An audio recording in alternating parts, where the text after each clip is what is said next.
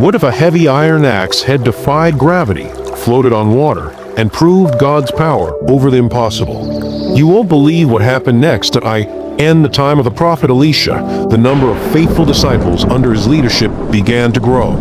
They realized their current dwelling had become too small for their expanding group. So they approached Elisha and proposed building a larger place near the Jordan River. Elisha, always supportive and wise, agreed and even chose to go with them.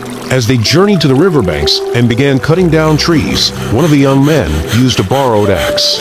But as he swung with force, the iron axe head flew off the handle and splashed into the river's depths. Horror and panic gripped his heart. Not only was it lost, but it wasn't even his to begin with. In those days, iron tools were costly and rare. The man cried out to Elisha, "Oh no, my lord, it was borrowed." Elisha, the man of God, turned to him calmly, with eyes full of divine assurance. "Where did it fall?" he asked. The man pointed to the murky spot in the river. Then Elisha did something that made absolutely no earthly sense. He cut a stick from a nearby tree, walked to the edge of the river, and threw the stick directly where the iron had sunk.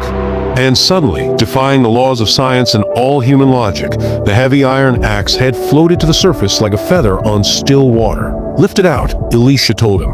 The young man, stunned yet grateful, reached in and picked it up with shaking hands and wide eyes. What was once lost, what was once impossible, had been restored through the divine power of God. This miracle wasn't just about an axe head. It was a powerful sign that God cares even about the small things in our lives. He's not only the God of thunder and fire, but also the God of iron in the river, of debts, struggles, fears, and things we think are beyond saving.